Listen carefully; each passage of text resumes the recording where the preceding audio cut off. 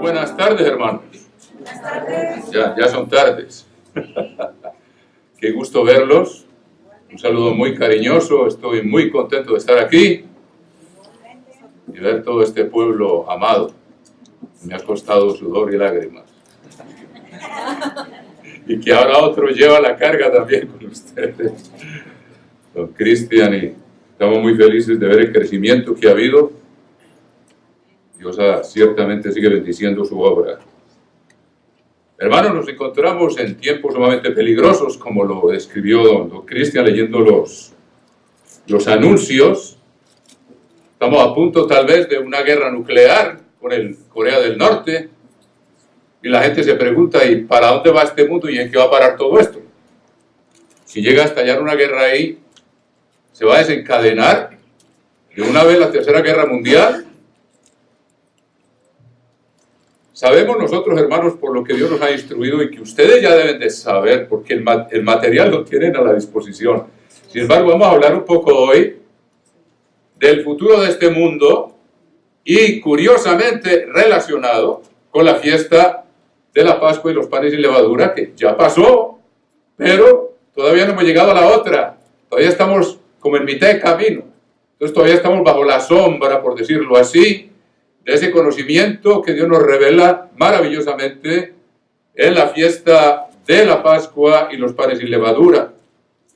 Y asombrosamente lo que Dios hizo con Egipto en aquel entonces, lo va a hacer con este mundo. Y lo que hizo con el pueblo de Israel, lo va a hacer con nosotros si somos fieles para perseverar hasta el fin. Siempre hay lecciones que aprender. Entonces yo quería que tratáramos este tema para refrescar ese tema de la Pascua, no lo podemos dejar olvidado. Todas estas fiestas están perfectamente unidas y armonizadas por la sabiduría divina. Como dice, ahora que digo eso se me ocurre, miren el capítulo 9 del libro de los Proverbios, capítulo 9, y hay una frase muy bella aquí que dice, versículo 1, capítulo 9, versículo 1, Proverbios, la sabiduría edificó su casa. ¿Qué dijo Jesucristo? Sobre esta piedra edificaré mi iglesia, y dice el apóstol Pablo, la casa de Dios es la iglesia del Dios viviente, columna y baluarte de la verdad. Y fíjense lo que dice después, la sabiduría. Y la sabiduría es entender el plan de Dios, y entender este mundo de dónde viene y para dónde va.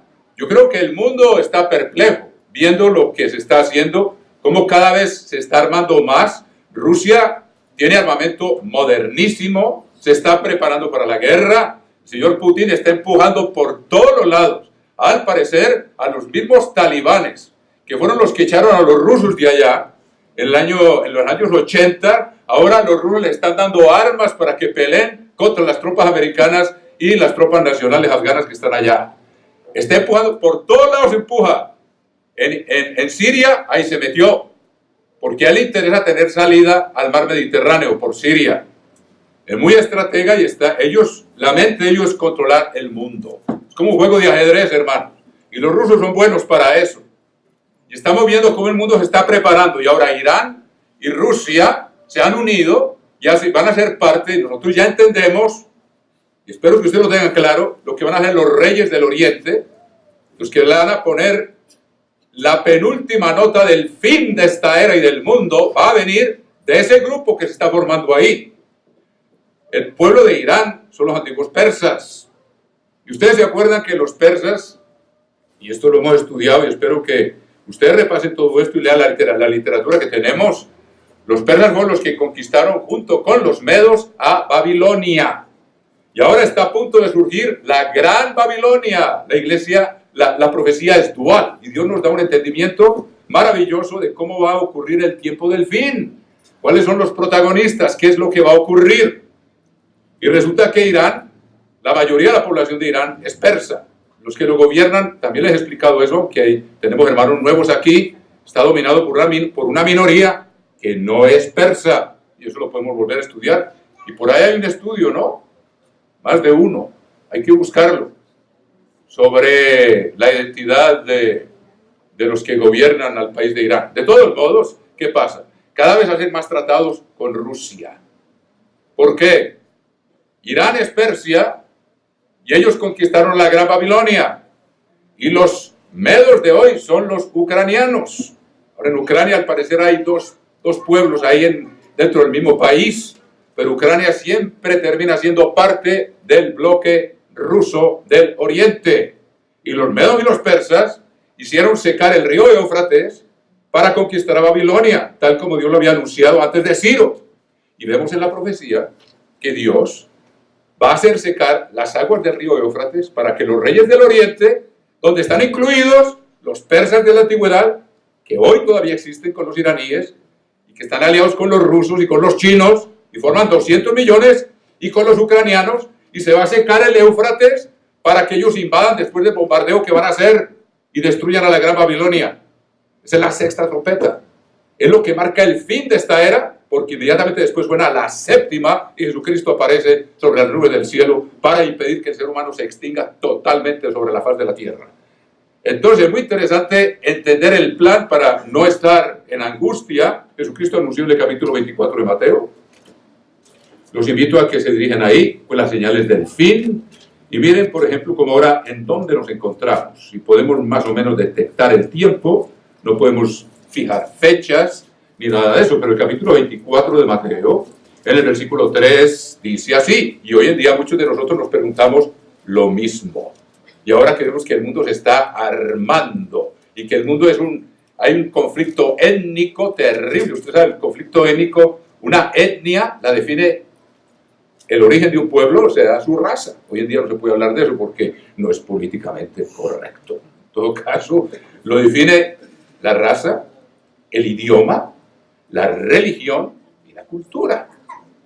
Y entonces esos pueblos ahora están en pugna unos con otros. En Estados Unidos la tensión étnica está aumentando. Cada semana hay casos ya de crímenes de odio racial, porque uno no es de cierto grupo, entonces no es bueno y lo quieren eliminar, y los del otro grupo quieren eliminar a los que lo están eliminando a ellos, y esto se está encendiendo, hermanos. Y Jesucristo lo dijo, y es bueno que sepamos en dónde andamos y para dónde vamos, para que estemos tranquilos, no que nos durmamos, como lo leyó don Cristian, inundados por los medios. Cada vez que yo hablo de esto y por ahí me dicen, don Mario ya lo dijo porque lo sigue diciendo. Me alegro que sea el doctor Buenel que lo haya dicho ahora, pero cuando el mundo está más cerca del fin es cuando más dormido está, incluida la iglesia de Dios. Es asombroso. El diablo es un gran estratega, y para que su engaño prospere tiene adormecido al mundo entero. Y la profecía sigue su marcha y ya se están perfilando los contendores de la Tercera Guerra Mundial. Ahora, sabemos que si hay una guerra con Corea, todavía no es. Todavía no es, porque los contendores de la Tercera Guerra Mundial van a ser Egipto en el sur, que va a desafiar a Europa ya unida. Yo creo que los he explicado y tenganlo en cuenta. Va a ser así. Egipto desafía a Europa. Europa y la bestia aplastan a Egipto y empieza la Tercera Guerra Mundial. Me lo puedo resumir bien claro. Corea por este lado todavía no está involucrado, y si está involucrado ahora, no es todavía el tiempo del fin. Pero el tiempo del fin, y esto está estudiado y está en la serie de Daniel, que está de hecho en el internet, la subimos, y me veo bastante joven. Dije yo, ahí sí cabe decir cuando era joven y bello. Ya esos tiempos han pasado, pero que estoy más cerca de la eterna juventud ahora que en aquel tiempo. Estoy 20 años más cerca de la eterna juventud. Menos mal que esa esperanza tenemos. ¿Qué tal? ¿Lo mismo dice don Jorgito o no? Eso sí.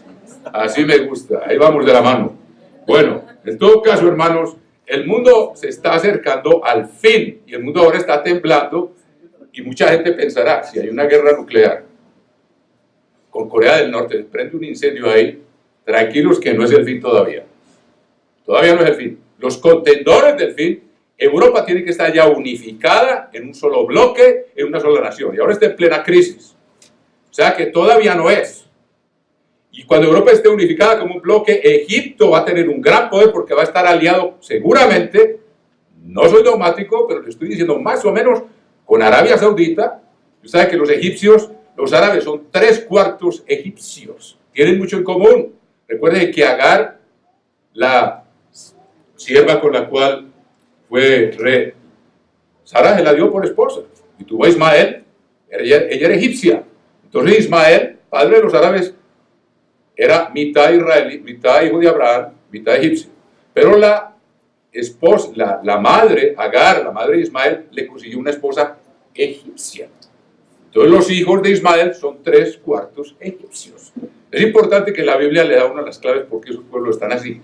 Entonces, ellos tienen el oro negro, tienen la Arabia Saudita y los estados del Golfo. Aquí me puede dar todo un sermón para mostrarle a ustedes cómo se va a armar ese bloque ahí, pero ustedes ya que no tengan... El poderío militar del Medio Oriente casi siempre ha sido Egipto. Entonces Egipto necesita, ellos tienen armamento americano, se va a formar un bloque. Y van a estar apoyados por la riqueza de los países árabes y los países del Golfo. Entonces se formó un bloque y van a desafiar a Europa. La gente hoy en día eso no se imagina, pero la Biblia lo dice y vamos a ver que se va a cumplir.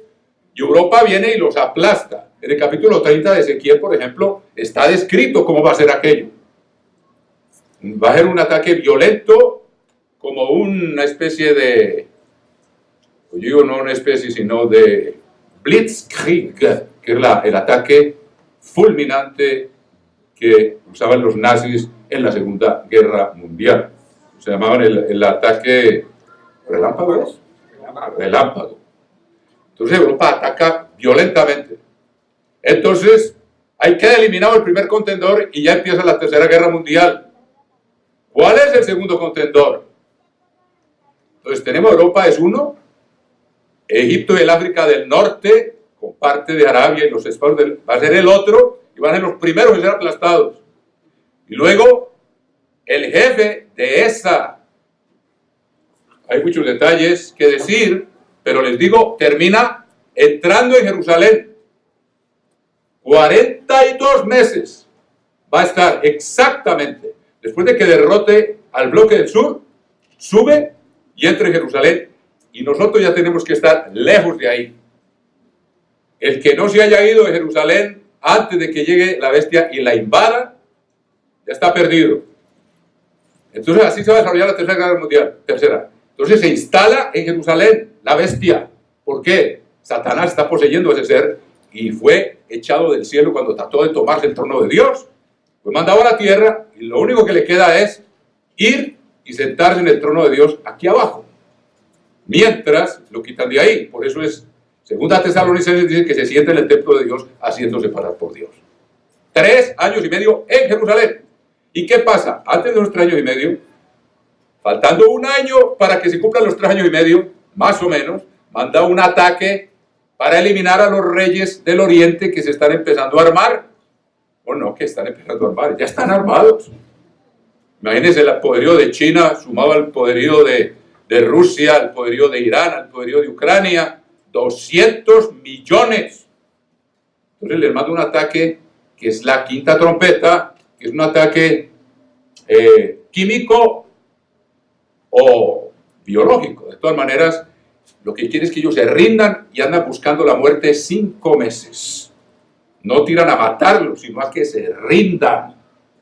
Y eso provoca una reacción tan violenta que entonces el bloque del Oriente manda un ataque nuclear sobre todo el resto del mundo que viene dominado por la bestia que está con el trono en Jerusalén, y en una hora, literal, matan 1/3 parte del género humano. Así es la Tercera Guerra Mundial. Esa es la sexta trompeta. La quinta es cuando Europa manda el ataque químico nuclear para ver si se rinden y quedan bajo el dominio de la bestia, y la bestia puede dominar al mundo entero, porque es lo único que le quedan. A Egipto y el Medio Oriente ya lo aplastó, no queda nadie más. Estados Unidos va a estar bajo la bota de la bestia, van a estar dominados por ellos, esclavizados por ellos, por eso no entran en la escena en esa manera. Sin embargo, Dios les dice que salgan de Babilonia, porque si forman parte de Babilonia, aunque estén dominados por ellos, les van a caer las plagas que empiezan con el bombardeo que van a mandar los rusos, los ucranianos, los iraníes, contra ese bloque de la bestia que es el resto del mundo. ¿Me están entendiendo bien? ¿O le estoy complicando la cosa? Recuerde, Egipto es aplastado, la bestia sube y se entra a Jerusalén 42 meses, exactamente. Al cabo de esos 42 meses regresa Jesucristo. Pero antes de que se cumplan, cuando falten como unos 12 meses para que se cumplan los 42, le da por mandar un ataque biológico contra esa potencia del Oriente que no se ha querido someter al gobierno absoluto de la bestia, porque ellos quieren el dominio del mundo. Los rusos también quieren el dominio del mundo, es lo que están buscando ahora. Es un juego de ajedrez por el dominio del mundo inspirado por Satanás, que es el que está detrás de todo eso. Él quiere dominar al mundo y quiere que todo el mundo lo adore. Entonces resulta que cuando mandan ese ataque nuclear, ese ataque biológico, la bestia contra los rusos y todos esos reyes del Oriente que están aliados, 5 veces buscando la muerte, lo que hacen es provocar una reacción de tal índole que manda un ataque nuclear y no les importa nada. Imaginen ustedes buscando la muerte 5 meses causada y saben por quién se la está causando. La gente reacciona ya absolutamente enceguecida y manda un ataque nuclear que mata a una tercera parte del género humano en una hora. Es la tercera guerra mundial. ¿Qué falta después de eso? Aparece Jesucristo por las nubes del cielo. Y cuando Jesucristo aparece, entonces ellos ven un enemigo común. Aún los reyes del Oriente y lo que queda de la bestia ven un enemigo común. Y Jesucristo vuelve otra vez, nos recoge a nosotros, nos recoge, ya transformados en seres espirituales. Es el cuadro más simplificado que les puedo dar, para que lo refresquen en su mente. Y subimos a los cielos para el banquete de las bodas del Cordero. Y a los 10 días, eso ocurre el día de trompeta, a los 10 días aparece el cielo abierto y Jesucristo en un caballo blanco y nosotros y los ángeles montados en caballos blancos empezamos a bajar para establecer el reino de Dios en la tierra. Y esos dos ejércitos, lo que queda de la bestia, porque mandaron un ataque nuclear, y los reyes del Oriente, cuando nos ven bajando, dice, estos nos vienen a quitar el dominio del mundo y se vuelven contra nosotros. Eso es de película, y mejor que de película. Imagínense toda la artillería que nos van a tirar y nosotros bajando tranquilos como si nada estuviera pasando, con todas las balas. Eso es así, es dramático, pero es como de pura película. Vamos bajando en caballos blancos con Jesucristo, y Jesucristo les manda una plaga que se les hacen eso yo los puedo explicar escritura por escritura, para ahí nos quedaríamos con todo el sermón de hoy, que ni siquiera he empezado. Entonces, se les deshacen los ojos en las cuencas. Eso está en Isaías capítulo 14, creo que está. La plaga, se les deshace la lengua en la boca y sale a borbotones la sangre y se crea un río de sangre de todos los ejércitos que quedan, los 200 millones, más los ejércitos de la bestia, que eran enemigos, que venían a matarse después del bombardeo, de que el uno lo atacó con guerra nuclear, con guerra biológica, los otros contraatacan con guerra nuclear. Sin embargo, cuando nos ven bajando, se unen contra nosotros y se forma todavía una gran multitud ahí. Y Jesucristo, con su palabra, les manda esa plaga y se desangra, se les sale la sangre a borbotones por la boca, por los ojos, y se vuelven unos contra otros y se matan entre ellos mismos, y se crea un río de sangre que sube hasta las riendas de los caballos. 180 kilómetros al parecer desde el monte de los olivos, que tal vez por eso Cristo viene y el monte se abre en dos, como quien dice la cancha, desde el boxeo, ¿no? Está el ring de la última pelea. Eso parece ser porque se llama la batalla de Jerusalén. Se van a juntar en Armagedón, pero se vienen hacia Jerusalén porque Jesucristo viene bajando hacia Jerusalén, con nosotros. Hermanos, esto es dramático. Yo los pinto porque es bueno mantener uno la visión de lo que nos espera, el futuro glorioso que tenemos, para que no nos sintamos deprimidos y abatidos con todos los males que nos están rodeando y cómo la maldad está creciendo al galope, mejor dicho, la depravación moral, como lo mencionó también don Cristian, que los niños ya no saben si son hombres o son mujeres, y muchos de ellos son el fruto de hogares deshechos que cada vez se multiplican más, y los niños crecen sin un papá y no saben lo que es ser un hombre, porque Dios programó al hijo para que asimilara la identidad del padre, y a la hija para que asimilara la identidad de la madre, y aprendiera esa diferencia y se formara un conjunto armonioso. Y eso está cada vez más destruido, mis queridos hermanos. Entonces, para terminar de pintarles aquí el cuadro, entonces se crea un río de sangre de 180 y toda esa gente queda eliminada.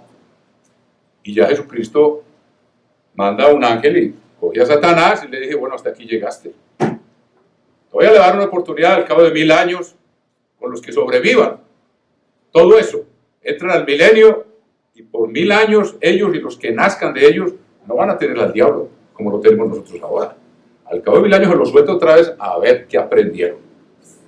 Por eso nosotros ahora nos toca vencer a Satanás y vencer este mundo y tenemos una lucha diaria para poder gobernar como vencedores. Ellos todavía tienen que pasar esa prueba. Entonces así es el cuadro final, mis queridos hermanos, y si hay una guerra en Corea todavía está lejos de eso. La bestia ni siquiera está formada, todavía no ha habido guerra con Egipto, todavía no ha habido guerra química nuclear contra los países del este, todavía no se han juntado 200 millones, faltan varios años para que eso ocurra, pero eso se puede desatar no digo de un momento a otro, pero con gran rapidez.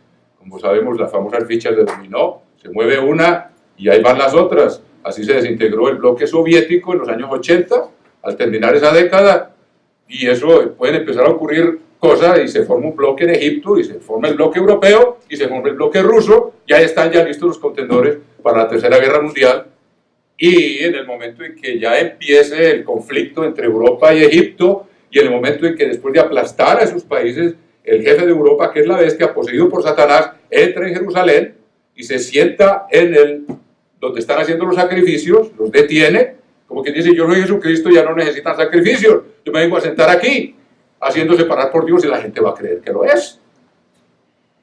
Y eso dura 3 años y medio. Una vez más le repito, y faltando un año para que termine los 3 años y medio, dice, vamos a eliminar o vamos a someter todavía lo único que nos falta para establecer un gobierno mundial, que el sueño de Hitler, Tercer Reich, debía ser un gobierno mundial. El sueño de Satanás es tener un gobierno mundial en que todos lo adoren. Entonces, ese es el cuadro, el tiempo del fin, y todavía falta tiempo. Tienen que formarse los bloques. No está formado. Estados Unidos tiene que quedar bajo la bota de la bestia. La bestia primero tiene que formarse. Parece que las elecciones en Francia van a tener que ver con eso. Porque si empieza a desintegrarse, resulta que hay una reacción y se vuelve a consolidar con países que no son israelitas. Y ese es otro tema para explicarle a usted quiénes son israelitas y quiénes no son. Pero por lo general Hitler atacó o dominó a Holanda, a Francia, a Bélgica, a los países que eran israelitas en la Segunda Guerra Mundial. Pero eso es otro tema, otro estudio. Pero por ahora sepamos que el tiempo se acerca, porque Jesucristo dijo, oiréis de guerras y rumores de guerras, pero todavía no es el fin. Nosotros podemos empezar a contar el fin cuando, si somos contados dignos de escapar, entremos en el lugar de refugio. En el momento en que entremos en ese sitio, si es Petra o el que sea, faltan 1260 días para el retorno de Cristo. Podemos empezar a contarlos. Imagínense eso, hermano, para que no pierdan de vista para dónde vamos. Para que este mundo no nos confunda y no nos desanime. Y al mismo tiempo la bestia entra en Jerusalén. Cuando se refiere a la bestia, Dios dice 42 meses. Cuando se refiere a nosotros, dice tiempos y medio tiempo, que es lo mismo. Son 3 años y medio. 42 meses. O sea que la bestia entra en Jerusalén, nosotros ya tenemos que estar lejos de Jerusalén y entrando en el lugar de refugio. Y de ahí, cuente, ya uno sabe cuándo llega Jesucristo. Puede que el día y la hora exacto no, porque el día que Él vuelva va a ser un día como el día de Josué, que se va a alargar. Entonces, se puede perder la cuenta. Y se cumple, seguramente se cumple, o yo no sé exactamente en qué contexto lo dijo Jesucristo, que para el momento en que dijo, nadie sabe el día ni la hora, ciertamente el momento en que lo dijo. Y hasta el día de hoy, todos los que han fijado fechas han fracasado, porque nadie sabe el día ni la hora hasta hoy. Podemos especular que cuando entremos al lugar de refugio ya podemos contar los días, porque están revelados por Dios. O sea, es el cuadro final, hermanos, para que no se asusten, pero también para que no nos durmamos, porque el tiempo está cerca. Entonces, vamos a ver. Menos mal que empezamos tarde, va a terminar tarde yo también. Hay tiempo. Vamos a ver unas cuantas cosas para que ustedes vean los paralelos que hay entre el Éxodo y el fin de este sistema, de este mundo. Ustedes saben que los hay, lo hemos estudiado en el pasado, pero Dios nos pide cada año que repasemos estas cosas, y aquí tenemos muchos hermanos que estos estudios no los han escuchado, porque hace más recientemente que están con nosotros. Vamos a ver que hay temas importantísimos que Dios trata en el libro del Éxodo y vamos a ver qué tienen que ver con nosotros y con el fin de esta era. Lo que uno entiende aquí, cuando ustedes empiecen a ver los paralelos y las plagas que hay oscuridad en el Éxodo, en los días de Egipto, lo van a ver que haber oscuridad poco antes del retorno de Cristo, donde Egipto, que significa el pecado, es el mundo entero que habrá llegado al colmo de la maldad. Cuando el mundo llegue al colmo de la maldad, Dios va a intervenir y vemos que nos estamos acercando aceleradamente. Cuando vemos la maldad, las cosas que uno ve, las noticias, lo que la gente está publicando en Facebook, en vivo, asesinatos, suicidios, para quedar de héroes ante el mundo y para culpar a todos los demás que son culpables de que ellos se hayan suicidado. El ser humano siempre busca la gloria, aunque sea con la muerte. El mundo está desbaratado, hermanos, y cada vez está más caótico, y los sistemas no funcionan. El África es un caos. Hay galopan los 4 jinetes.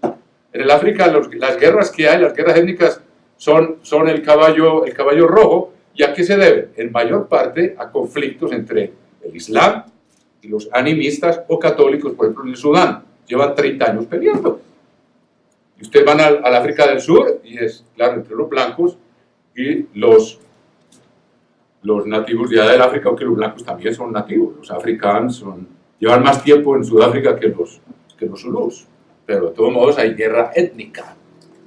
Hay conflicto étnico. En Nigeria lo hay, entre cristianos y el Boko Haram, que es del Islam. Y en Siria es una minoría chiita. Y ustedes saben que el Islam está dividido principalmente en 2 ramas. Los sunitas, cuya capital principal es Arabia Saudita, y los chiitas, cuyo principal poder ahora está en Irán. Entonces, ahora los chiitas son minoría. Y en Siria, esa minoría dominaba a todo el país. Y es una minoría bajo Assad. Y ahora la mayoría sunita dice, no, pero tenemos que compartir el país, nosotros somos la mayoría. Entonces empezaron a luchar por el poder y Arabia Saudita pues los ayuda.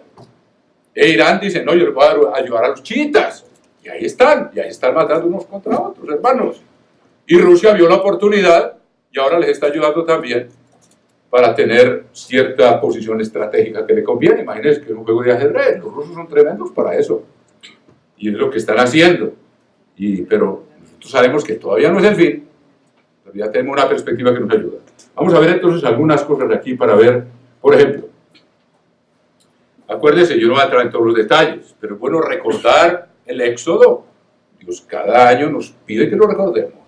¿Cuál fue la primera plaga? ¿Ustedes se acuerdan? La primera plaga que Dios mandó contra Egipto, ¿cuál fue? La de la sangre. Muy bien. ¿Qué hizo Dios? Convirtió, por medio de Moisés y de Aarón, las aguas del Nilo las convirtió en sangre. Ahora, fíjense que aquí hay una lección detrás de esto, y vamos a ver cómo va a ocurrir al final de los tiempos. Lo que Dios dijo aquí, por ejemplo, varias cosas que vamos a entender, en el capítulo 12, versículo 12 del libro del Éxodo, 12:12. En el capítulo 12, versículo 12 dice el Eterno, pues yo pasaré aquella noche por la tierra de Egipto, está hablando de la Pascua, la noche del 14 de Abib, y heriré a todo primogénito en la tierra de Egipto. Ahora, fíjense que dice primogénito. ¿Quiénes somos nosotros? ¿Ustedes saben que somos parte de los primogénitos? ¿Por qué? Somos los primeros que Dios el Padre está llamando. Y somos los primeros que vamos a nacer de nuevo cuando suene la séptima trompeta.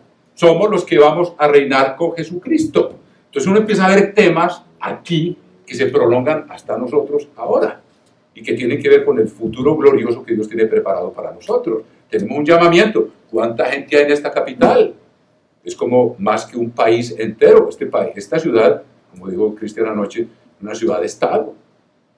Aquí hay más millones, 26 o 28 millones o más de personas que en muchos países.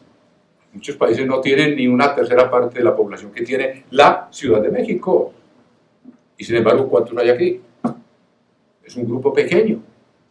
Y ustedes están aquí porque están empezando, ya entienden esto. Dios tiene un grupo de primogénitos. Y todo parece indicar, porque todavía no hay doctrina oficial, pero son 144,000. La Biblia misma lo dice. Son muy pocos. Pero la gente que no entiende el plan de Dios dice, pero ¿cómo es posible? Entonces Dios no es justo, es lo primero que la gente dice. Si los que van a ser salvos ahora y todo el resto, entonces ¿qué? Están perdidos. O sea, no entienden el plan de Dios. Nosotros lo entendemos porque guardamos las fiestas.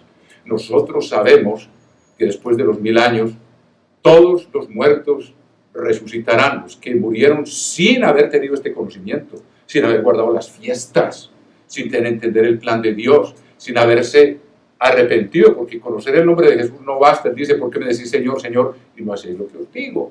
Y el que dice, no, yo conozco al Señor, la Biblia dice, el que dice yo le conozco y no guarda sus mandamientos, es mentiroso. Y hay muchos que dicen que lo conocen y no lo conocen porque no guarda sus mandamientos, y de ellos la señal. Dentro de todo el mundo hay un pueblo que tiene la señal del sábado y las fiestas. A lo largo de la historia, desde el Éxodo hasta hoy. Y somos nosotros, hermanos. Y que es necesario tener el Espíritu Santo también. Pero el mundo, entonces sabemos que Dios tiene un plan y está llamando a un grupo pequeño que se llama primogénitos. Y es interesante que en el Éxodo Dios le salvó la vida por medio de ese cordero. Fue a los primogénitos, los demás no estaban en peligro de muerte. Los únicos que estaban en peligro de muerte esa noche de la Pascua eran los primogénitos.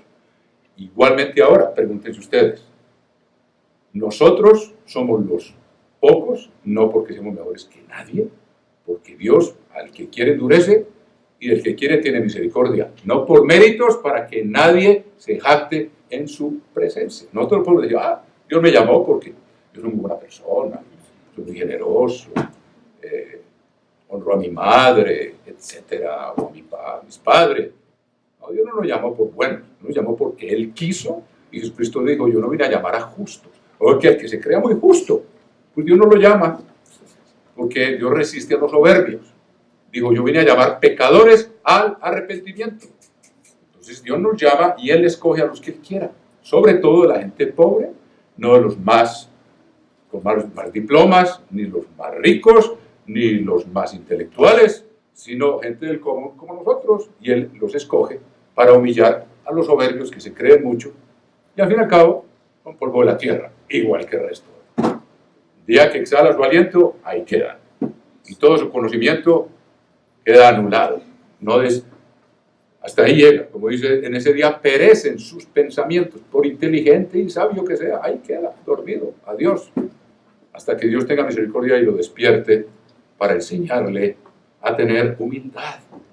Lo que más produce soberbia es la inteligencia y la educación, no que sean malos. Una persona puede ser inteligente y educada y ser humilde, pero la mayoría no lo son. El conocimiento envanece. La riqueza. Una persona puede ser rica y ser humilde, por la mayoría no lo son. Y la belleza. Hay personas y hay mujeres muy bellas y ni siquiera saben que están bonitas, son como las flores silvestres, que nadie las ve y sin embargo son tan hermosas. ¿Qué les parece mi improvisación poética?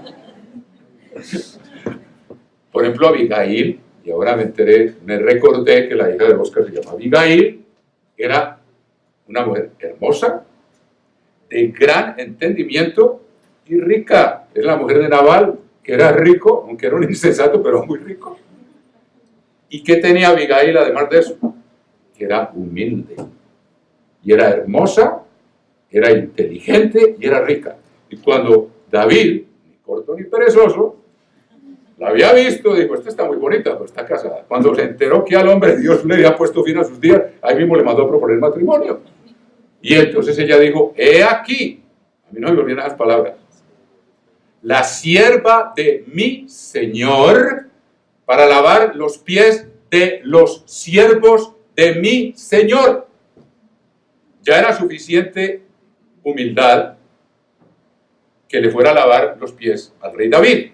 Pero ella dijo, no, yo vengo dispuesta a lavar los pies de los siervos de David. Entonces era hermosa, inteligente, rica y humilde. Una combinación muy escasa. Pero Dios la nombra y sus palabras están hasta el día de hoy consignadas en la Biblia y son proféticas. Dios habló por medio de esa mujer. Después se habla muy poco de ella, pero ahí dejó. Dios permitió que sus palabras fueran consignadas como palabra de Dios. Bueno, solo una nota. ¿Por dónde iba? Ya se me fue la boca. Bueno, ¿qué pasó con el río Nilo?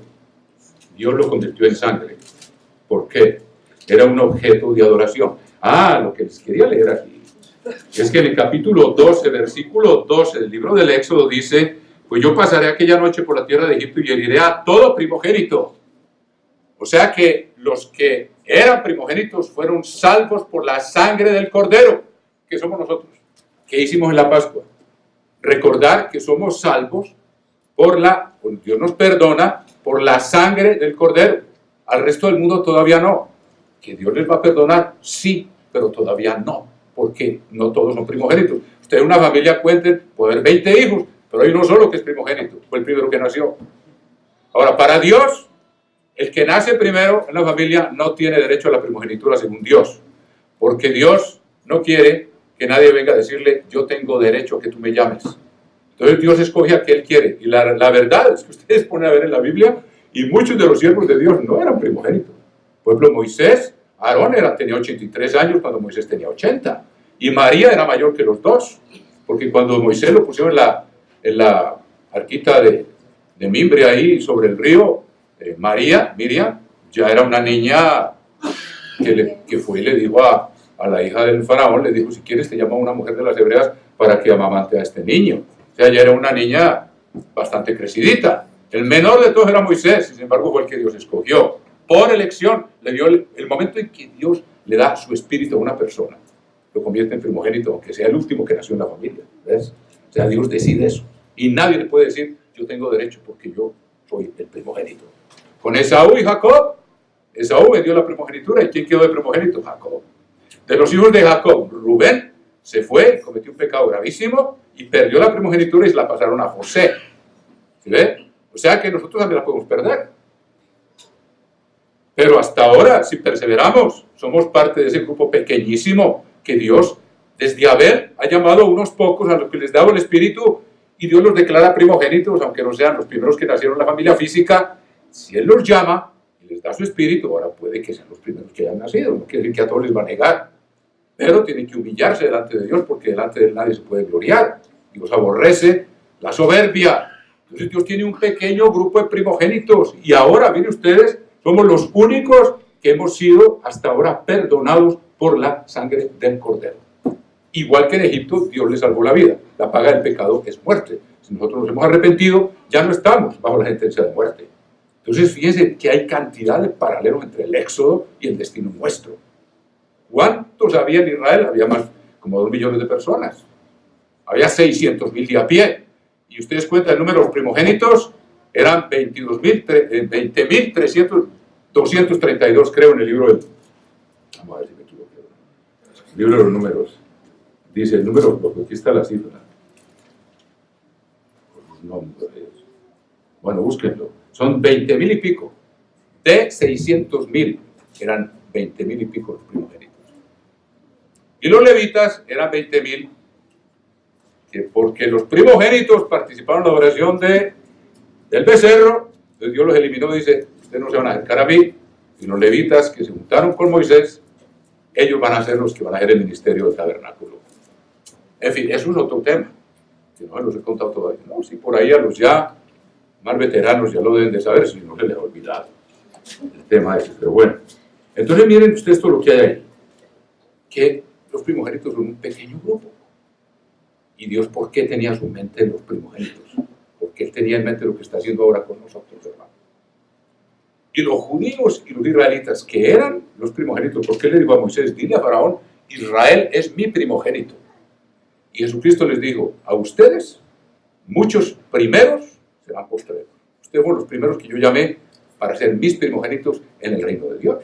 Y Jesucristo, fíjense las palabras que les dijo a los fariseos, hermanos, aquí en el capítulo 20, son palabras y que se los dijo en muchas ocasiones. Mucha gente no entiende qué quiere decir: muchos primeros serán postreros y muchos postreros serán primeros. ¿Qué pasa? Los primeros en recibir el llamamiento fueron los hijos de Israel. ¿Y qué pasa? Como ellos vino a los suyos y los suyos no lo recibieron, sino un pequeño remanente. Hubo quienes lo recibieron porque los discípulos de Jesús eran todos judíos. Y ahí estaba Ana, la profetisa de la tribu de Aser. O sea, hubo gente que creyó de otras tribus, pero muy pocos. Entonces, todos estos son temas tremendos que están en el libro del Éxodo. Y vamos a ver aquí las palabras de Jesucristo, cómo les dice a los fariseos, que eran los que creían que iban a entrar primero al reino de los cielos, y no aceptaron el bautismo de arrepentimiento de Juan. Entonces les dijo, las prostitutas y los publicanos, que ustedes todos dicen que son ladrones, van a entrar primero al reino de los cielos que ustedes. O sea, Dios los iba a llamar para darle su espíritu, porque escucharon a Juan el Bautista, se arrepintieron y estaban listos para recibir el mensaje de Jesucristo, y ya iban a entrar a lo que es la iglesia del nuevo pacto, que es Israel de Dios, espiritual, formado por primogénitos que Dios ha engendrado Él mismo, y les da ese don de la primogenitura espiritual. O sea, son temas tremendos, hermanos. Yo apenas los toco aquí para que vean todo lo que hay ahí. Eso es tremendo, todo lo que hay aquí. Entonces Jesucristo les dijo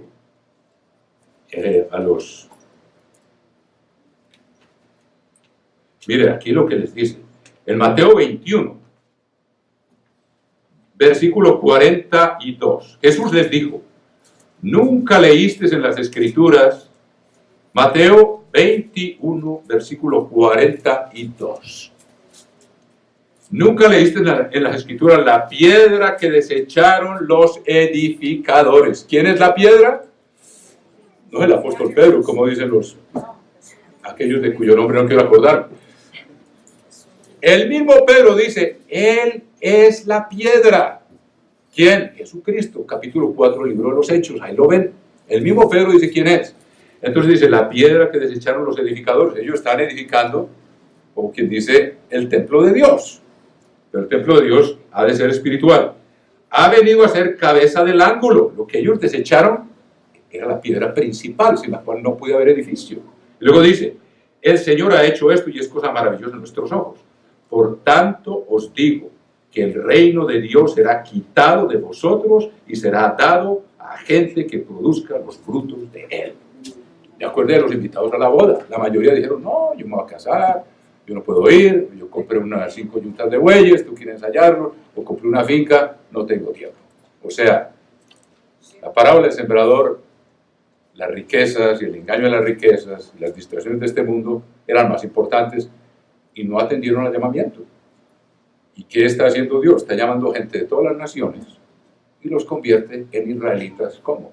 Con su propio espíritu. Miren usted la cosa tan tremenda aquí en el capítulo 9 del libro de Romanos. Apunten todo esto, hermanos, para que piensen ustedes el privilegio que tenemos y que no lo demos por sentado, porque Pablo dice, si nosotros, que no éramos de la simiente de Israel, que eran los herederos, los que iban a recibir el reino, si empezamos a enorgullecernos contra ellos, dice Dios nos puede arrancar del árbol. Y vuelve y mete a uno de ellos que a lo mejor se arrepintió. No nos podemos enorgullecer. Y dice aquí el capítulo 9 de Romanos, oigan esto. Verdad digo en Cristo, no miento, y mi conciencia me da testimonio en el Espíritu Santo, que tengo gran tristeza y continuo dolor en mi corazón, porque deseara yo mismo ser anatema. O sea, Pablo se quería sacrificar él mismo por el pueblo, pero el sacrificio de ningún hombre, como mencionó aquí alguien al principio, ya es válido. El de Cristo paga por todos, porque es el único que puede pagar por todos. Pero Pablo quería que por lo menos él perder para que alguien entrara en lugar de él, pero dice, separado de Cristo por amor a mis hermanos, los que son mis parientes según la carne, que son israelitas, de los cuales son la adopción, la gloria, el pacto, la promulgación de la ley, el culto y las promesas, de quienes son los patriarcas, Abraham, Isaac y Jacob, y de los cuales según la carne vino Cristo. Cristo vino de la tribu de Judá, como ustedes bien lo saben, el cual es Dios sobre todas las cosas, bendito por los siglos. Amén. No que la palabra de Dios haya fallado. ¿Se acuerda que Juan el Bautista les decía a los fariseos que venían a buscar el bautismo, no penséis en vosotros diciendo, nosotros somos hijos de Abraham, porque Dios puede hacer hijos de Abraham de estas piedras? Y fíjense que eso es literal, vamos a ver aquí, Es más o menos literal. Él puede hacer hijos de Abraham a quien quiera. ¿Cómo? Vamos a verlo, para que vean ustedes el privilegio tan grande que tenemos y que no lo podemos descuidar. Si lo descuidamos, como dice también, retén lo que tienes, retén ese espíritu que Dios te dio, lucha por mantenerlo encendido, lucha por mantenerlo vivo y palpitante, para que ninguno tome tu corona. La corona les es dada a los que tienen ese espíritu y perseveran hasta el fin. Los demás lo pierden. O sea que esto todavía ya fuimos rescatados, pero depende de nosotros el perseverar hasta el fin, porque Dios nos da todo lo necesario para perseverar. Si no lo hacemos, es culpa nuestra. Jesucristo dijo, nadie los puede arrebatar de mi mano. Sin embargo, dice, al que venciere, no borraré su nombre del libro de la vida. O sea que hay gente que puede ser borrada del libro de la vida o que puede perder la corona, porque no aprovechó todo lo que les fue dado. Ustedes aquí reciben mucho alimento espiritual. Y si uno no lo escucha y lo retiene y se esfuerza por obedecer los 10 mandamientos que le dijo que es la base para entrar en el reino de los cielos, además de los estatutos, que le dijo al joven rico, si quieres entrar en la vida, guarda los mandamientos. Entonces sigamos leyendo aquí para que vean ustedes, no que la palabra de Dios haya fallado, porque él le dijo a Faraón, Israel es mi primogénito. Búsquenlo, está en el capítulo 4 del Éxodo. Pero no se me pierdan de aquí, porque no todos los que descienden de Israel son israelitas. Oigan eso. Y luego dice, ni por ser descendientes de Abraham son todos hijos. Por eso les dijo Juan el Bautista, o sea, si ustedes no se arrepienten, Dios coge estas piedras y las convierte en hijos de Abraham. Ya ellos los llaman en lugar de ustedes, y Jesucristo les dijo, las meretrices, o sea, las mujeres de mala vida, como esa mujer que vino a llorar a los pies de Jesús, en la casa de Simón el fariseo, arrepentida. Y Simón, fariseo, decía, no, si este fuera profeta, se daría cuenta quién es la que está ahí, que es una mujer pecadora. Y Jesucristo con su velado sentido del humor, Simón, yes, sí maestro, tengo una pregunta que hacer. Sí maestro. Él dice, había dos deudores, uno debía 500 denarios y el otro debía 50. ¿Se acuerdan? Aparece una escena de lo más hermoso que hay. La mujer ahí llorando a los pies de él y enjuagando sus lágrimas con su cabello. Y Jesús, bien tranquilo. Y le dice, ¿quién, si les perdona la deuda, quién va a amar más? Y dice Simón, pues yo me imagino que al que le perdonó 500 denarios. Dijo, sí, rectamente has juzgado. ¿Ves esta mujer? Dice, cuando yo llegué aquí a tu casa, no me diste agua para lavarme los pies. Y esta desde que llegó no ha hecho sino lavarme los pies y enjugarlos con sus cabellos. No ungiste mi cabeza con aceite, y ella ha ungido mis pies con perfume. Por tanto te digo que sus muchos pecados le son perdonados. Es una cosa hermosa. Como Cristo vino a rescatarlo. Y les dijo, ahí se le aplica al fariseo, esta mujer va a entrar primero al reino de los cielos que tú. Ellos van a entrar, y nosotros lo entendemos, allá en el juicio del gran trono blanco. Cuando se cumpla Ezequiel 37, cuando yo le digo, vivirán estos huesos, ellos resucitan en carne y hueso apenas para empezar de cero. Empezando porque tienen que arrepentir de haberlo rechazado. Y entonces, ¿qué hace Dios? Volvamos a Romanos 9. Ni por ser descendientes de Abraham son todos hijos, sino en Isaac te será llamada descendencia. Esto es, miren la mente de Pablo iluminada por Dios, no los que son hijos según la carne son los hijos de Dios. Y los que son hijos de Dios, todos son primogénitos porque todos van a nacer el mismo día. ¿Sí o no? En Isaías dice, nacerá una nación en un solo día. Todos los que ahora reciban el Espíritu Santo, que es la simiente de la vida eterna que nos da el Padre, cuando suene la séptima trompeta, vamos a nacer todos al mismo tiempo, en un abrir y cerrar de ojos, o sea que todos vamos a ser primogénitos. Es tremendo. No los que son hijos según la carne son los hijos de Dios, sino los que son hijos según la promesa. ¿Cuál es la promesa? ¿Qué le dijo Jesucristo a los apóstoles cuando iba a ascender a los cielos? No os vayáis de Jerusalén hasta que hayáis recibido la promesa del Padre, la cual yo os hablé. ¿Cuál era la promesa? El Espíritu Santo. Y el Espíritu Santo es el que engendra hijos, es la simiente del Padre. Por eso los que creen en la Trinidad no entienden nada del plan de Dios. Dios quiere tener hijos, quiere tener una familia a su imagen y semejanza, con cuerpos gloriosos semejantes al de la gloria suya. Aquí me metí con un solo tema del Éxodo, oiga. Y hay como otros 15 o 20, yo no sé a qué hora va a terminar. Pero esto hay que explicarlo para que vean por qué Dios saca ese tema de los primogénitos en el Éxodo una y otra vez. Está hablando continuamente porque esto era lo que él tenía en mente. Dios creó al ser humano como un molde de barro, pero él tenía en mente algo mucho más allá, porque él tenía el propósito de dar vida eterna antes de empezar a crear el universo. Ustedes encuentran eso en Tito capítulo 1 versículo 2. Dios prometió vida eterna antes del principio de los siglos. ¿Cuándo empezaron los siglos? Cuando empezó la Tierra a girar alrededor del Sol y empezaron a contarse los días. La Tierra girando sobre su eje cuenta los días y las horas. La Luna girando alrededor de la Tierra, los meses, y la Tierra girando alrededor del Sol, los años. Y así son cuántos sistemas planetarios habrá. Antes de Dios crear eso, antes del famoso Big Bang, que llaman los científicos, por lo menos hay medio barruntan ahí con un bastón como ciegos, porque Dios les ha cegado los ojos a la mayoría de ellos, no entienden. Dios antes de empezar a crear el universo ya tenía en mente transmitir vida eterna, empezando ¿por quién?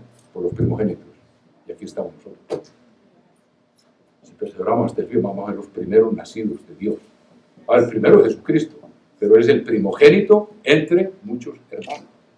Si ven ustedes por qué ese tema de los primogénitos, Dios lo repite y lo repite en el libro del Éxodo, y fue a los que Dios les salvó la vida por medio de la sangre del Cordero, y a nosotros somos a los únicos que Dios los ha perdonado, y otras iglesias de Dios, no voy a decir que no, los que tengan esa señal del sábado, los 10 mandamientos, el sábado, las fiestas de Dios, el nombre, que hay muchos grupos que van a tener que aprender, que no es cada uno lo que bien le parezca, sino que Dios, cuando hay una tribulación, tiene todavía lecciones profundas que enseñar, o enseñarnos. Yo no me doy ya por liberado de la gran tribulación. Miren, entonces, esto es 7, 9, 8. No que la palabra de Dios haya fallado. Dios hace que su palabra se cumpla, como dijo Juan el Bautista. Usted dice que era un hijo de Abraham. Dios puede hacer que su palabra se cumpla siendo hijos de Abraham de estas piedras. Y resulta que de esas piedras somos nosotros, que ni siquiera éramos descendientes de Abraham, Isaac y Jacob, y Dios decide llamarnos. Y fíjese lo que dice a continuación. Dice, ni por ser descendientes de Abraham, versículo 7, son todos hijos, sino en Isaac que será llamada descendencia. Esto es, a los que son hijos según la carne, no los que son hijos según la carne, son los hijos de Dios, sino los que son hijos según la promesa, o sea, según la simiente de Dios el Padre. Son contados como descendientes, hermanos. Por eso hay 144,000, pero muchos de esos 144,000 humanamente no eran descendientes de Abraham, Isaac y Jacob. Y Dios mismo lo dice en Apocalipsis, capítulo 5, versículo 10. Mírenlo ahí, para que vean ustedes.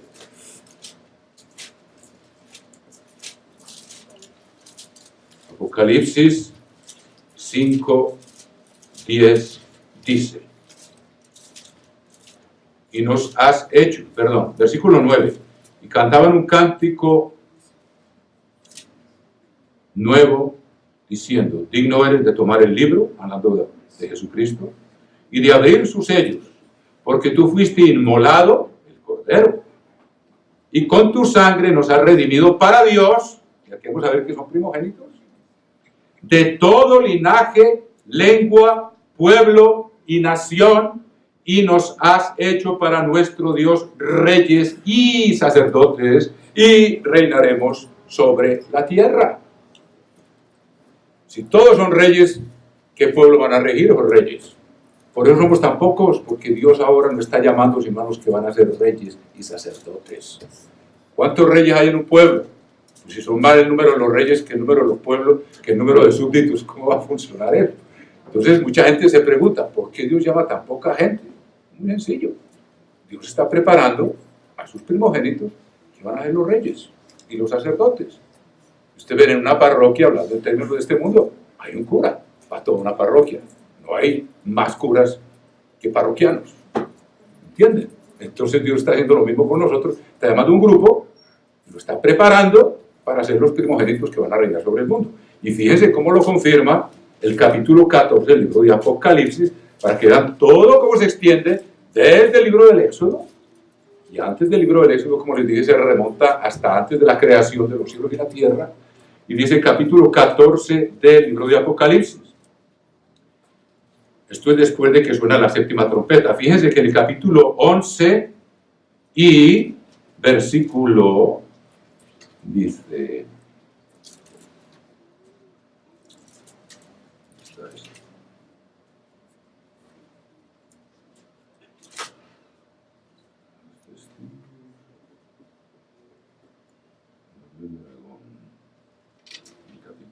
Es cuando suena la séptima trompeta. Yo lo tengo ubicado por aquí. Donde dice, sonó la séptima. Aquí está, versículo 15. Eso sí. Dice, capítulo 11, versículo 15 del libro de Apocalipsis, el séptimo ángel tocó la trompeta. Después de que la trompeta suena, el orden cronológico nos lleva al capítulo 14. Después de que esa trompeta suena, Juan ve, he aquí, el Cordero estaba en pie sobre el monte de Sión. Ahora, mucha gente dice, estaba ahí en Jerusalén, pero hay dos montes de Sión. Pues hay que respetar lo que diga la Biblia, no lo que a uno se le ocurra. Vayamos a Hebreos, pero vamos a ver que en este monte de Sión, resulta que ahí están los 4 ancianos, los 24 ancianos, y los 4 seres vivientes, y los 6 ángeles, que son la menor delante del trono. ¿Dónde es eso? Eso es en el cielo. Entonces, ¿cómo sabemos que este monte de Sión, sigamos leyendo, y con él 144,000 que tenían el nombre de él y de su padre escrito en la frente, el sello de Dios, que fuimos engendrados por él? Estos son míos, sellados por Dios. Y oí una voz del cielo como estruendo de muchas aguas y como sonido de un gran trueno, y la voz que oí era como de arpistas que tocaban sus arpas y cantaban un cántico nuevo delante del trono. El trono de Dios no baja aquí a la Jerusalén, con la nueva Jerusalén, sino al cabo de 1100 años. Si ustedes recuerdan bien la cronología, al cabo de los 1000 años resucitan los muertos, hay 100 años del juicio del gran trono blanco, y entonces desciende Dios Padre con la nueva Jerusalén. Entonces ahora, después del sonido de la séptima trompeta, no pueden estar, si fuera aquí en la tierra, cantan un cántico nuevo delante del trono, delante de los 4 seres vivientes. ¿Juan vio eso dónde? En el tercer cielo. Y vamos a verlo demostrado.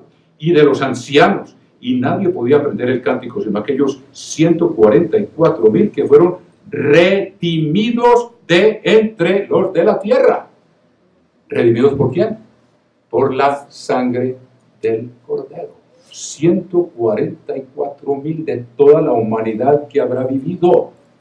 Toda la gente dice, pues esto no es justo. Sin embargo, recuerden que después hay una gran multitud que nadie puede contar, que también van a ser salvos, pero no son primogénitos.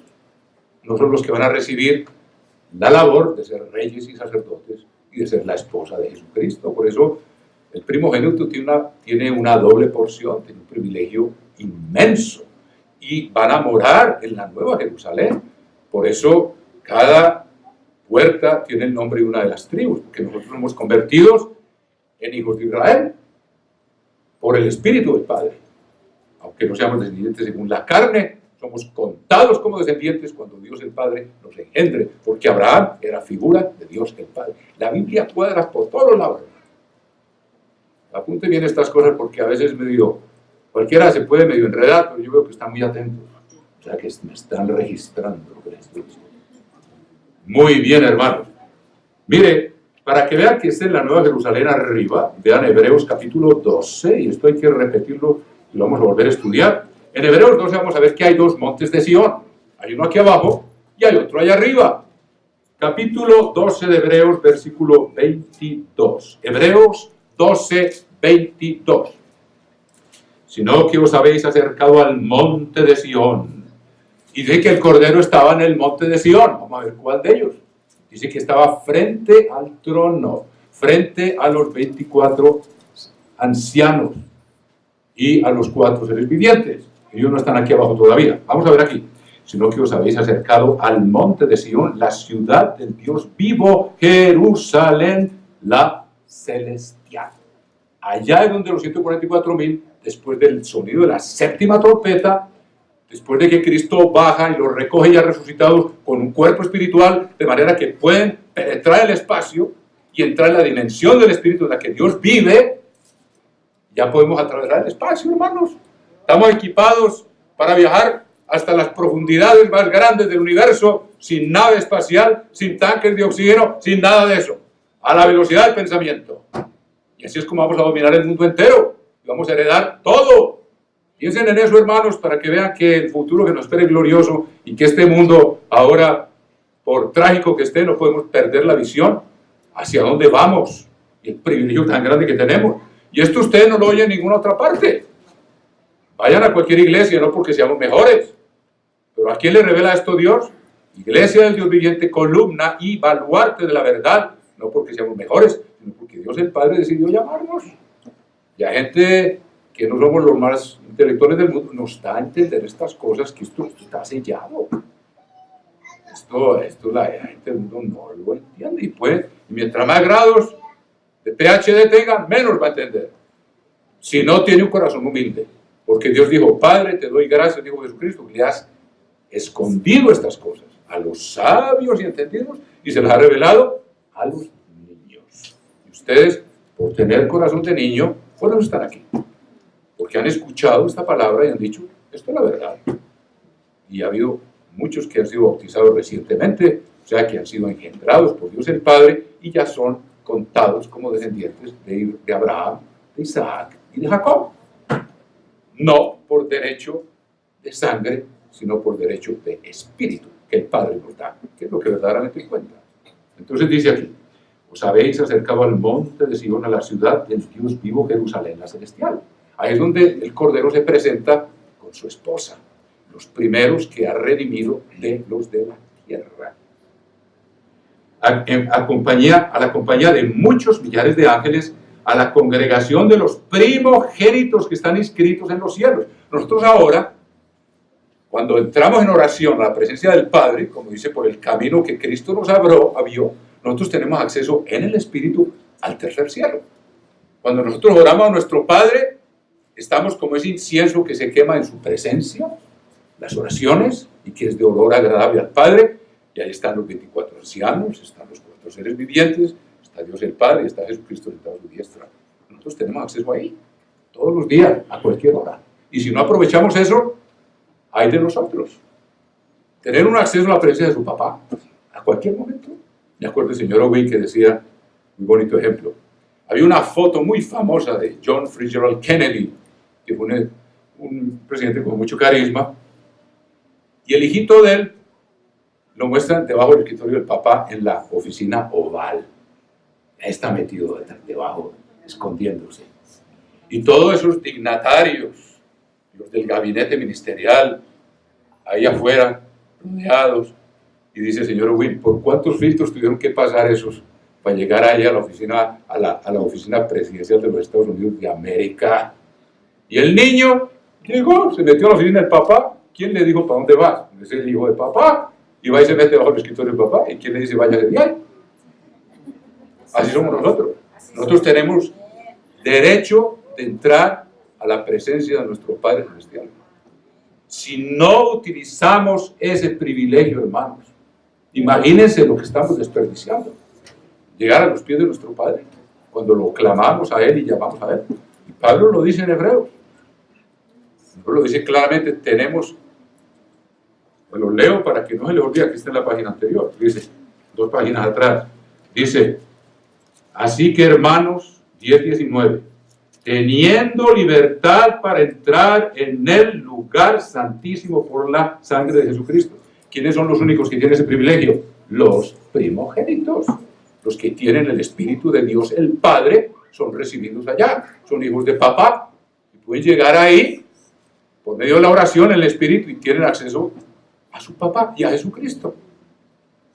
Eso debe ser algo que debe estar aquí entre ceja y ceja, bien claro. Y si uno no lo cultiva por el contacto, se le va como diluyendo. Es peligroso, porque Dios ya no es tan real para nosotros. Por eso el ayuno y la oración son tan importantes. Cuando uno ayuna 24 horitas, yo digo, está bien, pero es muy poquito. Nadie se va a morir con un ayunito de 36 horas. Que empiece a ayunar, póngale el sábado por la noche y se vaya todo el domingo y desayune el lunes por la mañana. Eso prolonga la vida, yo se los he dicho. Hay gente que me dice, ¿usted cómo hace para estar tan joven? Además, a pesar de lo viejo que está, de los años que tiene.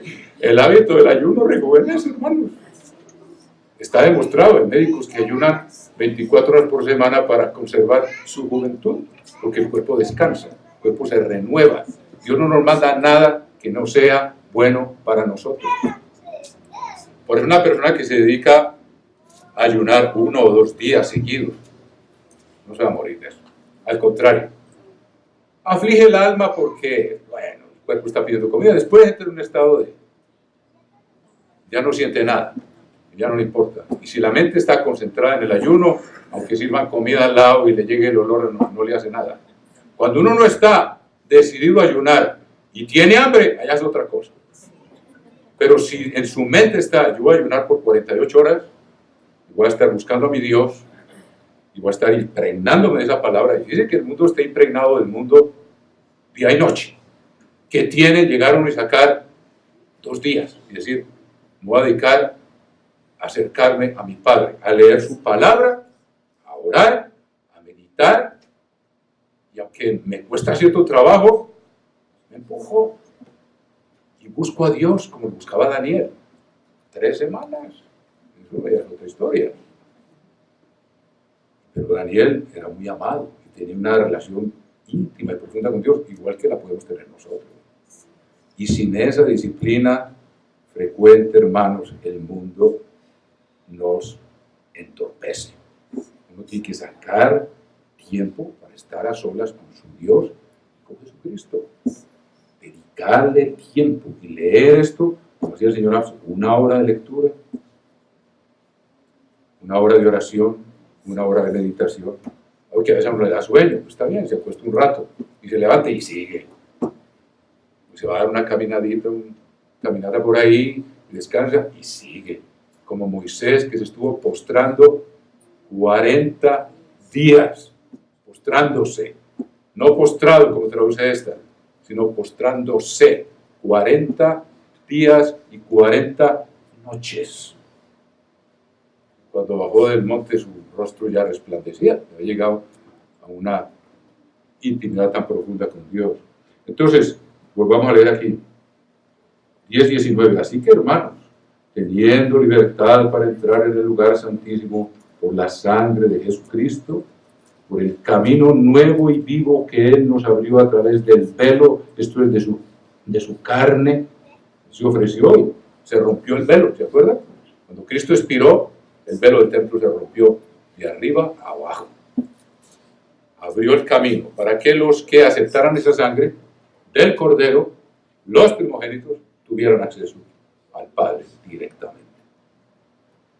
Y teniendo un gran sacerdote sobre la casa de Dios, acerquémonos con corazón sincero, en plena certidumbre de fe, purificados los corazones de mala conciencia y lavados los cuerpos con agua pura. Por eso es muy bueno el estudio intenso de la palabra, porque Jesucristo les dijo a sus discípulos, antes de ser sacrificados esa misma noche, les dijo, vosotros estáis limpios por la palabra que yo os he hablado. Y cuando uno dedica tiempo a estudiar, a leer, a asimilar, a beber de esta palabra, como dice el doctor Meredith con frecuencia, Dios se va haciendo más real y termina el ayuno y uno se siente, wow, uno se siente como que está más cerca, Dios es más real. Y cuando uno se siente, pero eso se va apagando. Así como a Moisés se le fue yendo la luz que tenía en el rostro, no duró por el resto de su vida. Pablo lo dice en 2 Corintios 3. Entonces hay que renovar eso y hacerlo con frecuencia, hermano. Eso es lo que tenemos que hacer. Ahora, sigamos con lo de los primogénitos, para que vean ustedes el tema que Dios saca en Proverbios, hasta dónde llega eso. Y yo creí que los iba a explicar en 10 minuticos y podía seguir con los otros temas, y ya se me está casi... No, todavía tenemos tiempo, hermano. Entonces, sigamos leyendo, y resulta que estaban ya de cuerpo entero, donde teníamos acceso durante toda esta vida, de llegar a la presencia del Padre, cuando suene la séptima trompeta, y seamos revestidos o resucitados con un cuerpo semejante al de la gloria suya. Después yo tengo un hijo, yo lo engendré y me dice que se parece a mí. Pues no me cae mal porque dicen que está bien parecido, algo me tocaría, aunque fuera un poquito. Y nosotros vamos a ser como nuestro Padre, con un cuerpo espiritual como el de él. Es que el mensaje ya estaba desde el matrimonio de Adán y Eva. Los hijos fueron hechos a imagen y semejanza de la misma especie de ellos, igual que nosotros. Pero está claro el mensaje y sin embargo él está velado para el mundo, no lo entiende. Pero él, así como nosotros tenemos hijos, por eso se llama padre, porque tiene hijos y los hijos nacen, se parece al padre. Y Pablo dice en Filipenses que vamos a tener un cuerpo glorioso, semejante al de la gloria de él. Y así es como el Cordero se presenta ante el Padre con los primogénitos, con los que él engendró con su espíritu, que son su familia, y se presenta con ellos ahí. Y fíjense lo que dice, que fueron redimidos de entre los hombres, versículo 4, volvamos ahí. Estos son los que no se contaminaron con mujeres. Ahora no quiere decir que nunca se casaron. ¿Qué quiere decir eso? Quiere decir que entraron a la iglesia y perseveraron hasta el fin. No se fueron y terminaron por allá, quién sabía dónde. Eso está explicado aquí en 2 Corintios, capítulo 11. La misma Biblia explica todo, hermano. Nunca vayan ustedes a decir, bueno, esto tal vez quiere decir tal cosa. No. Busquen la explicación en la Biblia, que sea Dios el que la interprete, no nuestra imaginación. ¿Qué quiere decir que eran vírgenes? Acuérdense que los corintios, ahí había de todo. Había unos que habían sido homosexuales y se arrepintieron y dejaron ese modo de vida, otros que habían sido ladrones, otros que habían sido adúlteros, lo dice Pablo. Esto erais algunos de vosotros, mas ya habéis sido lavados. Quiere decir que una vez que una persona es bautizada y recibe el Espíritu de Dios, todos los pecados quedan borrados y es espiritualmente virgen, si se mantiene fiel hasta el fin. ¿Eso es lo que quiere decir eso? Perseveraron hasta el fin. Vamos a haberlo explicado aquí en 2 Corintios 11. Ojalá me toleraseis un poco de locura, sí toleradme, porque con celo os celo con celo de Dios, pues os he desposado con un solo esposo para presentaros como una virgen pura a Cristo. O sea que una vez que fíjense la respuesta a 1 Corintios, mírenlo ahí, 1 Corintios 6, dice 1 Corintios 6, versículo 9, para que vean lo que significa eso. No quiere decir que no se casaron y no quiere decir pues que físicamente no eran vírgenes. Dice 1 Corintios 6, versículo 9. ¿No sabéis que los injustos no heredarán el reino de Dios? No erréis. Ni los fornicarios. Ahí están. Si alguien en la iglesia es fornicario y sigue en ese camino, va a ir al lago de fuego, no va a estar en la boda del Cordero. Ni los idólatras, ni los adúlteros. Así que todo esto tiene que ver con virginidad espiritual. Ni los afeminados, ni los que se echan con varones, ni los ladrones, ni los avaros, ni los borrachos, ni los maldicientes, ni los estafadores heredarán el reino de Dios. Y esto erais algunos, mas ya habéis sido lavados, ya habéis sido santificados, ya habéis sido justificados en el nombre del Señor Jesús y por el Espíritu de nuestro Dios. Y entonces por eso en 2 Corintios a los mismos les escribe y les dice, La segunda epístola les recuerda y les dice, toleradme, capítulo 11, 2 Corintios, ojalá me toleráis un poco de locura. Le está hablando a los mismos.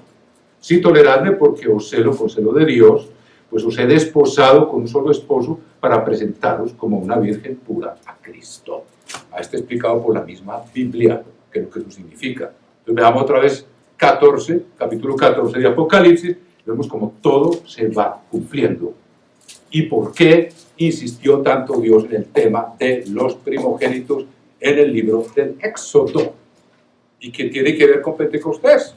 Pentecostés es cuando vamos a celebrar el hecho de que el Padre dé ese espíritu y todos los que lo reciban son contados como primogénitos. Y aquí vamos a ver un poco más, dice, capítulo 14, versículo 4. Pues vamos a leer el 3.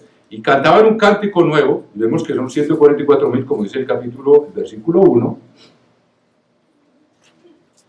Y en el 3 dice, cantaban un cántico nuevo delante del trono. Entonces están en el monte de Sión, que es arriba, la celestial, delante del Padre, quien va a oficiar las bodas del Cordero. Y delante de los 4 seres vivientes. Solo 1000 años después van a bajar aquí, no antes. O sea que estamos allá arriba. Y de los ancianos, son 24.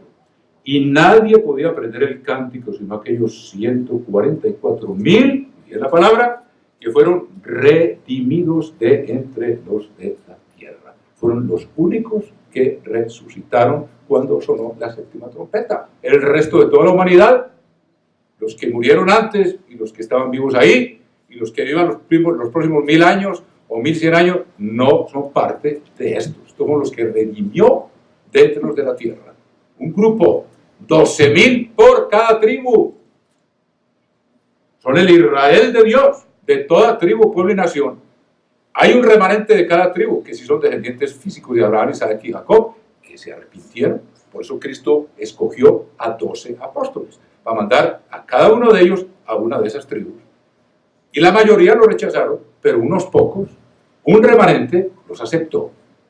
Pero Dios necesitaba un número mayor y lo completa con las ramas del olivo silvestre, que somos nosotros, y completa el número y somos contados como descendientes. Gracias al llamamiento del Padre y al engendramiento por medio de su Espíritu. Fueron redimidos de entre los de la tierra. Estos son los que no se contaminaron con mujeres, ya vemos qué es. 2 Corintios, una virgen pura que se van a presentar para ser la esposa de Cristo, a pesar de que algunos de ellos fueron pecadores, como también lo explica 1 Corintios 6. Pues son vírgenes. Y el sumo sacerdote, para que vean que Jesucristo vino a abolir la ley, usted lo lee en el libro de Levítico, únicamente se podía casar con una virgen. Y Dios se las arregla para que la ley se cumpla. Porque toda esa gente nació de nuevo, con un cuerpo nuevo, con un cuerpo virgen, con un cuerpo espiritual, para poder ser la esposa del sumo sacerdote, según el orden de Melquisedec. Estos son los que no se contaminaron con mujeres, pues son vírgenes. Estos son los que siguen al Cordero por donde quiera que va. ¿Qué dice Pablo en 1 Tesalonicenses? Cuando suene la séptima trompeta, estaremos siempre con el Señor. La esposa sigue a su esposo a donde quiera que va. Vamos a reinar con él, vamos a pelear con él, vamos a establecer el mundo de mañana con él, vamos a reinar con él. Estos fueron redimidos de entre los hombres. Por eso dice el libro del Éxodo, redimiréis a todo primogénito de tus hijos con un cordero. Y que ahí estaba ya el cuadro hecho. Y aún a los animales primogénitos también Dios decía, me los tienes que ofrecer, si son limpios, en sacrificio. Y si no, un poco cruel, si es primogénito de algo, le rompes el pescuezo. Y si decides dejarlo, lo redimes con un cordero. Fueron redimidos de entre los hombres como primicias. ¡Ahí lo tienen! Desde el libro del Éxodo y desde mucho antes Dios ya lo tenía en mente. Primeros en recibir vida eterna. Dios se la quiere dar a todo el resto del mundo. Dios no quiere que nadie se pierda, pero Él tiene un orden en su plan que únicamente la iglesia de Dios comprende. porque guarda las fiestas de Dios. Por eso les dije la sabiduría, y no acabé de leerles eso, ahora lo voy a leer. Saltamos de aquí para allá, pero bueno. Dice la sabiduría, capítulo 9, escríbanlo en sus notas, edificó su casa. ¿Cuál es la casa? La iglesia de los primogénitos. Labró sus 7 columnas. ¿Cuáles son las 7 columnas de la sabiduría? ¿Cómo entiende uno de dónde viene y para dónde va? Como un gran escritor francés, Alexis Carrel, escribía La incógnita del hombre. ¿Cuál es el destino del ser humano? ¿Por qué estamos aquí? No saben. Y pueden tener todos los PhDs que ustedes quieran y no entienden. Y las 7 columnas de la sabiduría que Dios puso, que son las 7 fiestas de Dios, nos dan entendimiento claro qué es lo que Dios está haciendo con nosotros. Y luego dice, mató sus víctimas, mezcló su vino, y nos invita al banquete. Y a muchos llama y pocos vienen, muchos llamados, pocos escogidos. Puso su mesa, envió sus criadas sobre lo más alto de la ciudad, clamó. No estamos nosotros aquí por la 1440 clamando a toda esta ciudad. A ver, ¿quiénes vienen? Y de pronto aparecen ustedes. Aquí están. Dice a cualquier simple, ven acá. Y a los falsos de cordura dice, venid, comed mi pan. Entonces tiene que comer el pan, que es el cuerpo de Cristo, pero tiene que arrepentirse primero. Y bebed del vino que yo he mezclado. Bebed de mi sangre y comed mi carne. Sean uno conmigo. Y ese mensaje está por todo lado. La esposa es una sola carne con el marido, porque Jesucristo dice, el que no come mi carne y bebe mi sangre, no tiene vida eterna, no puede ser uno con él. Por eso tenemos que arrepentirnos y recibir un puesto espiritual semejante de la gloria de él, y podemos estar en perfecta unidad, intimidad con él, como su cuerpo. Dice, tremendo esto, volvemos a leer capítulo 14, versículo 4, dice, estos son los que no se contaminaron con mujeres, o sea, perseveraron después de haber sido limpios por la sangre de Cristo del Cordero, no se fueron como el perro a su vómito o la puerca lavada a revolcarse en el cieno, sino que permanecieron en ese camino hasta el fin. Entonces, esos serán salvos. Y luego dice, pues son vírgenes. Estos son los que siguen al Cordero por donde quiera que va. Fíjense que eso ocurre después de la resurrección, cuando recibimos el cuerpo espiritual, como lo explica Pablo en 1 Tesalonicenses, dice, capítulo 4, versículo 17, 4:17 de 1 Tesalonicenses, luego nosotros los que vivimos, los que hayamos quedado, seremos arrebatados juntamente con ellos en las nubes, pero en Corintios dice que tenemos que ser transformados primero en un abrir y cerrar de ojos, en un cuerpo espiritual, para recibir al Señor en el aire, y así estaremos siempre con el Señor. ¿Quiénes? Los primeros en nacer, los primogénitos. Una vez más, 14:4, estamos repitiendo estos versículos sublimes del libro del Apocalipsis. Estos son los que no se contaminaron por mujeres, pues son vírgenes. Estos son los que siguen al Cordero por donde quiera que va. Estos fueron redimidos de entre los hombres, como fueron redimidos los primogénitos de Egipto. Ya Dios nos estaba enseñando la lección. No fueron muertos. ¿Quién les salvó la vida a los primogénitos? El Cordero. ¿Quién nos salvó la vida a nosotros? El Cordero. Como primicias, primogénitos para Dios y para el Cordero. Y en sus bocas no fue hallada mentira. O sea, tenemos que crecer en gracia y conocimiento. Tenemos nuestro carácter, se tiene que asemejar al carácter de Jesucristo. Bástale al discípulo ser como su maestro. No está sacando disculpas, no, pues yo soy físico, un señor que me tocó en el avión de venir aquí, me decía, no, pues mire, yo predico y tengo 2 grupos a quienes les predico, hace 15 años que estudio la Biblia, pero yo a Dios no lo entiendo. Yo lo único que entiendo es que es muy misericordioso, porque a mí me gusta el traguito. Y estaba pasado de copas cuando se subió, empezó a hablar y se oía por todo el avión. Y entonces le empecé a decir, acuérdese que los borrachos no entrarán en el reino de Dios. Dice, sí, eso dice ahí, ¿no? Eso dice. Y luego dice, no, pero es que, y estaba hablando de tentaciones de fornicación, y dice, no, pero es que a mí me gusta. ¿Qué vamos a hacer? Yo soy sincero. ¿Cómo le parece? Cuando hay que aborrecer eso y hay que hacerlo morir. No entiende el arrepentimiento. Dios no le ha dado.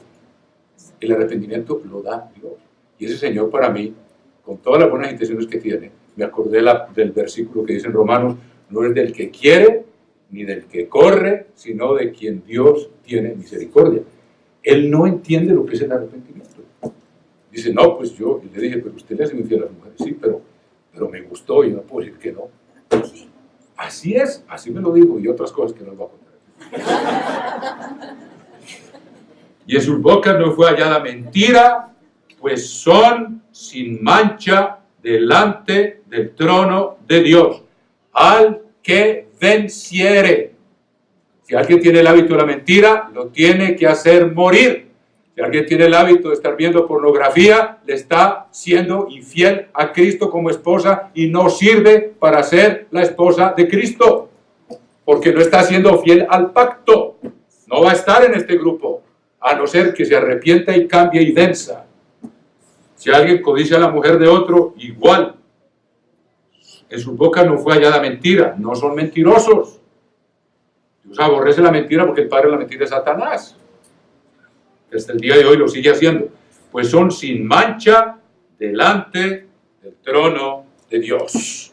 Con esto, no les voy a decir más para que les quede fresquito en la mente. Y hablamos de un solo tema. Yo llego a hablar de cada una de las plagas de Egipto. Y me quedé con el tema de los primogénitos. Pero bueno, manténganlo, no lo dejen adormecer. Que Dios les mantenga encendido su palabra. Como dice, el que tiene mis palabras y las guarda, ese es el que me ama.